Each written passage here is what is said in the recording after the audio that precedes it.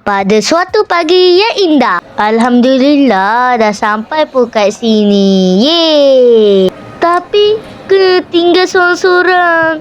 Mama papa tak dapat ikut. Mama papa kena duduk kat rumah. Jangan sedih, Takif. Takif kan kuat. Nak call mama papa lah. Nak bagi tahu yang dah sampai. Assalamualaikum mama. Alun nak bagi tahu Alun dah sampai. Ya, dah sampai. Nak kirim salam kat papa tau. Okeylah, Alun rasa itu je. Bye. Assalamualaikum. I love you. Siapa tu nak berkenalan dah? Assalamualaikum. Siapa nama awak? Nama saya Takif. Nice to meet you. Nice to meet you too. Nama saya Afsad.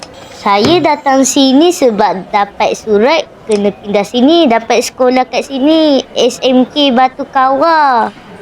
Ya ke? Sama lah kita. Saya pun dapat tukar sini. Saya dari Kelantan. Awak dari mana? Oh, Kelantan. Saya pula dari Perak. Kita satu geng. Sama-sama dari Semenanjung.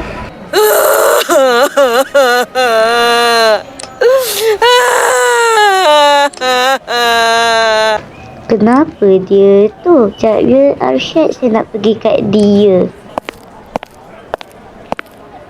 Assalamualaikum. Kenapa awak menangis ya? Kami kena tukar situ.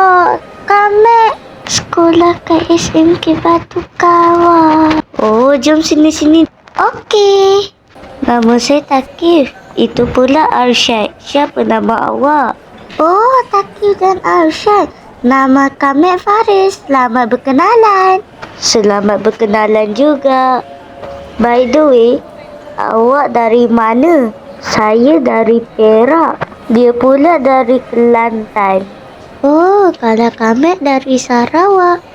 Oh, Sarawak. Mak ayah saya orang Sarawak. Saya dengan kakak saya orang Kelantan. Sekejap. Maksudnya, kita sama-sama sekolah SMK Batu Kawah lah. Ya, kita sama-sama sekolah SMK Batu Kawah. Sekejap. Kami dapat surat tawaran dapat sekolah situ aja. Kita sama dapat surat tawaran dan ada tempat tinggal ke di situ. Kalau ada, kami mau tumpang.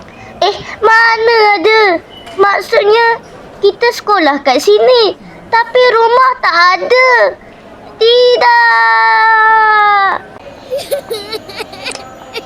Kawan-kawan, tolonglah kami tekan butang like dan subscribe. Terima kasih.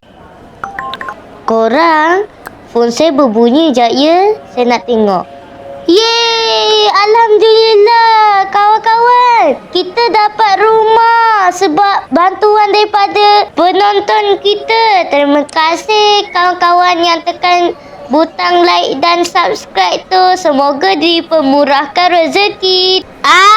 Amin.